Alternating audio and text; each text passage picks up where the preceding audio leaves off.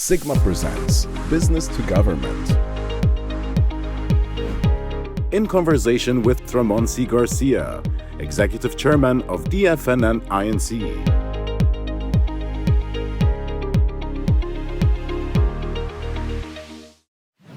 Well, I'm Executive Chairman at DFNN Group. We were one of the first licensees of PAGCOR, both on the land-based as well as the interactive. We continue to expand, and in fact, we have been engaged with two regulators now, which are both the Philippine Amusement and Gaming Corporation, as well as the Philippine Charity Sweepstakes Office, which is the legal operator of the lottery and sweepstakes in the country. Well, in this type of industry, which is highly regulated, you obviously need to friendly and innovatively engage with the leadership of the government regulatory bodies.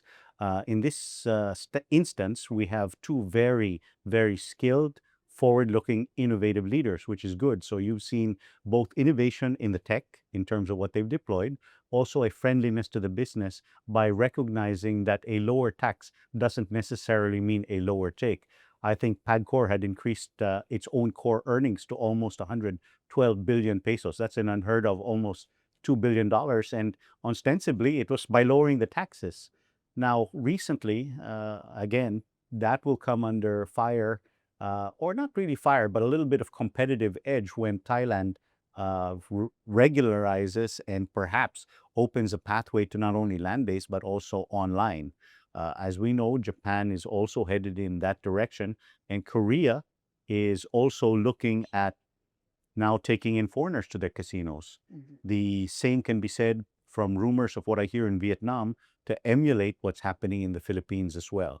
And while we have a lot of advantages, I don't think the Philippines should sit and remain on its laurels with that. And I think with two leaders at the helm of our regulated industries, I think they should be adaptive. There seems to still be some slight revenue mismatch in terms of tariff percentages, like probably if you look at who the top two market leaders are and how they're taxed versus the others, you'll see there's a little bit of an imbalance together with those of the integrated resorts. And that obviously, beyond other capabilities, has led to their fantastic rise, right? So there has to be a look at that. The second one that has to be looked at are overlapping laws that may infringe on the laws that grant them their tax privileges, such as those that are regulated by the new internet transaction tax, the assessment of value-added taxes from the Bureau of Internal Revenue. But it's something that the private sector can only talk about with the regulators, but ultimately the regulators themselves need to resolve for on behalf of the industry. Because obviously, if we're going to compare a country-to-country basis, if the Thais also lower their tax rate, we could see a big shift in terms of where the center is. So that's just a fact. Now, not everything is also about taxes. It's also about capacity. So the Philippines, part of my talk, was discussing how private sector can increase the talent pool and the capacity. Because as these countries legalize, they're going to look for the best talent. And with global mobility, the type of visas that are now being issued, whether they're digital nomad visas, they're tourism visas valid for 10 years, such as what Thailand issues, or even now startup visas in Japan, or working or high management visas, the Filipino talent pool is really global indeed. Well, I would like to state one bright spot, and this is what people recognize. While the Philippines may be only the size of a large province of China or a state in India, remember, the Philippines between now and the year 2045 to 2050 will add another 30 million people. So while we're a mature market, we're still a growth market. Now, let me put that 30 million people in perspective. That means that's another Australia, that's another Canada, that's another half of Thailand, that's another half of the UK, that's basically Norway, Finland, Denmark, and Sweden added up together.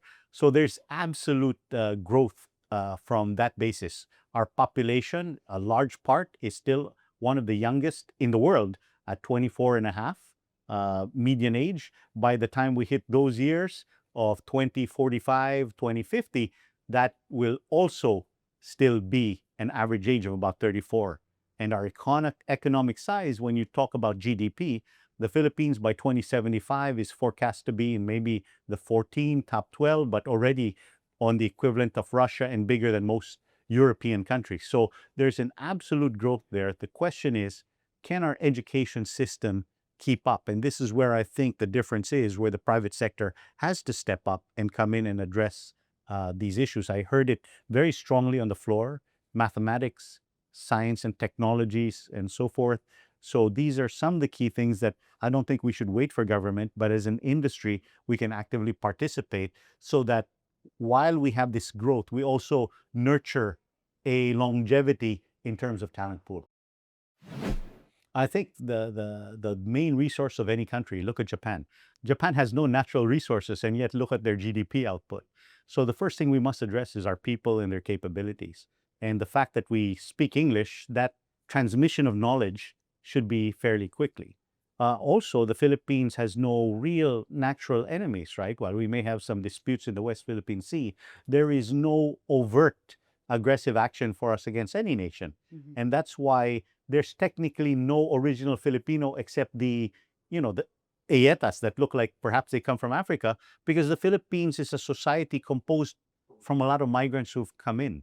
And I think that is lost on a lot of people. And we will continue to expand our gene pool, especially now that the government has followed Thailand, Indonesia, Europe, and about to issue some new digital nomadic visas. I believe that globally the best is what we call the click and brick. I know that there are people who say, well, no, people will never want to step foot into a physical casino anymore once they have online. While there is strong growth in the online sector, I hasten to caution that when you actually see something physical, tangible, and you have a place where you can bring your family in terms of other things like a wonderful restaurant, the confidence that definitely this is here, and unlike a website that may disappear, because with technology, I can't tell sometimes which one is legal or illegal. Both PAGCOR and the PCSO are now fighting a war where you have their logos, including signatures, on things being put up on illegal websites. This is a huge challenge to the country. In fact, the country itself has to really look at its cybersecurity capabilities. This is a challenge of the online side, which on the physical side does give people reassurance. So I'm a big believer that a hybrid model is actually the way to go. Why leave out pockets? That's why Mercedes-Benz has your really high-end Maybach all the way down to your A-class. I believe that's the way to go. I think they are.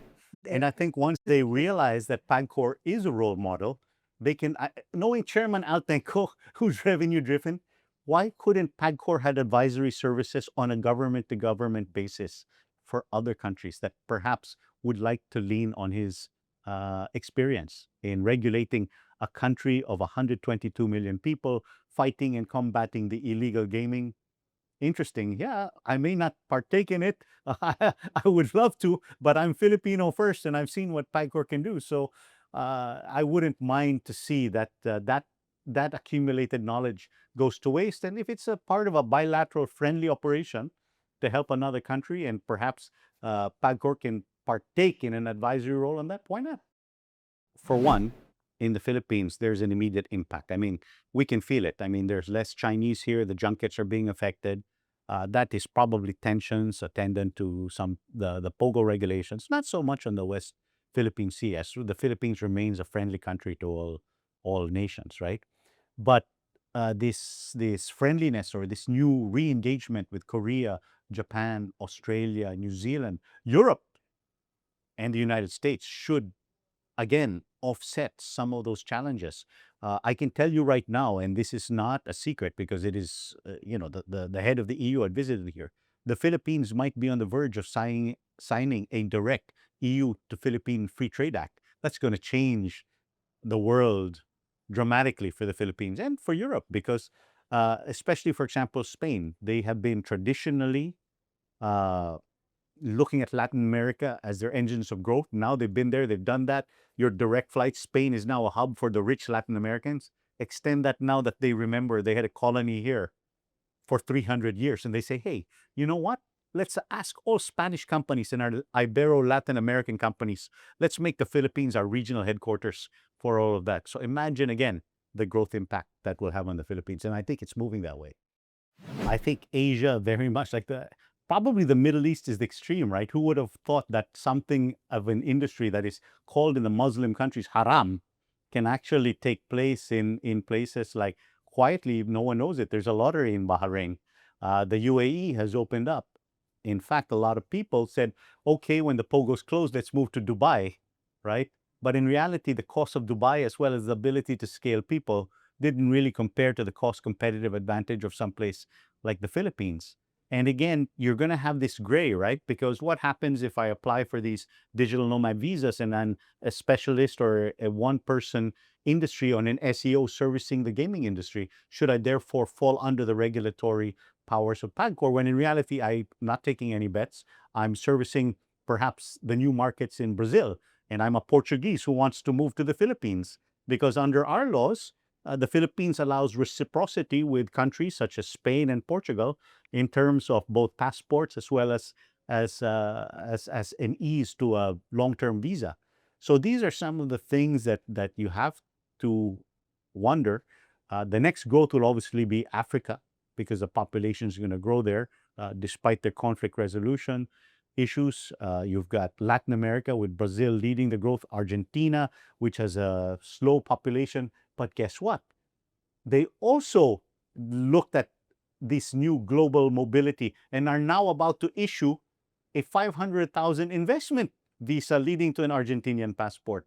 So all of these things are in flex. So for me, if the Middle East can come to terms with it, remember, Indonesia is 270 million people, going to 340 million people, will be the fourth largest economy in the world. The Philippines also being at that forecast $6.6 trillion economy. We're a Catholic country, so propensity is big. But imagine if Indonesia suddenly realizes, let's follow the Middle East and UAE. That could be a game changer. Or if East Timor says, why don't we become what Macau is to China? This is a Portuguese country. It has good relations with the Philippines. I would even say that, Chairman Altenco, who is been a really, look at the performance of the guy. The guy's just done absolutely well. He listens to the industry loves him. My gosh, can you imagine if Chairman Tenko taking PAGCOR on an advisory role in East Timor in a Portuguese close enclave and say, hey, let PAGCOR help you out with this. That could be a big game changer. And again, I am putting ideas into the mind of our government. There are other ways to make revenue, not only from here, but from our built-up experience. Perhaps there are other ways that these learnings can be adapted somewhere else and generate more revenue for the Philippines. I don't think so. I think if you look at the world growth, Asia is going to be the growth engine of the world for the next 10 to 20 years. So the Middle East, it's fantastic. You look at their infrastructure and so forth. At the end of the day, though, you have to understand what's the total population.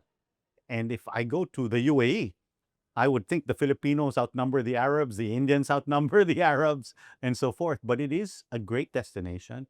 No one can tout their vision. They brought in educational institutions globally from the best from Europe and the world. So they are on the right path. But remember, bring that back to Asia. Bring that back to Asia. Malaysia already somehow long ago resolved that you have Genting, who has already expanded their reaches all over the globe on the gaming side, but they're based in Muslim Malaysia. Imagine if Indonesia recognizes that. Indonesia and the Philippines together, just to give you, I like numbers, is greater than the population of all of Europe. Just two countries. Add in another 100 million from Vietnam, plus Thailand, that's a huge market. Just those. If Myanmar gets its act together, which one day it will, that's another big market. I'm going to be a little bit more selfish, and it is from history. The Philippines has titled the sick man of Asia for decades, and yet look at where we are today. Last year, one of the fastest growing economies, not only in Asia, but in the world. But if the Philippines really wanted to take what I had taken about East Timor, imagine if Africa tapped the Philippines for experience. Remember, Africa, let's not take gaming, was one of the first to adopt banking via mobile phone. right? They just completely skip the whole thing, just like the Philippines. And they already have their own versions of GCash and PayMaya in those countries. Bring in the experience of the Philippines and an advisory body in Africa. Just think of the innovation that can happen. And eventually, if the Philippines was a sick man of Asia for many decades, and look at where we are today, once Africa gets its act together, watch out. And you've got a lot of billionaires being made and built in Africa. We've just finished an elections, a little bit contentious, but at the end, it is a positive sign that this is a democratic country. And I think if I were a foreign investor and they say, look, these guys can have contentious issues and yet perform and continue to perform, I think they feel more comfortable with that, right? So that's a bottom line statement. That means policies and protection of investors' rights exist in the Philippines. My goal is to help, let's say, our government, not necessarily the gaming industry, where I can, in terms of keeping them more on the mindset of innovate more, regulate less. Because of the new technologies on the horizon, whether they're blockchain, crypto, AI, robotics, quantum computing, right? I mean, just on a terrible thing, the things that are happening with in Ukraine, right? Between the two combatants, but you're getting new technologies out of that. Forget the destructive ones. But imagine door-to-door delivery where Indonesia's Grab will not, or Gojek will start using drones to do deliveries, or Lala Move in the Philippines. So there's a lot of new technologies that regulatory bodies should not constrain. And I think that's the sweet spot of the Philippines. You have a government that's listening. You have a young legislation that's willing to enact legislation to do it. So kudos to the leaders and the young leaders at that of the Philippines. I think that's going to be a game changer. It is, but that's why I say my guidance to anybody that we engage with on the government level is let the technology pan itself out. So once we understand it, that's when we regulate it. Don't regulate it in the blind because it will come back to restrict us.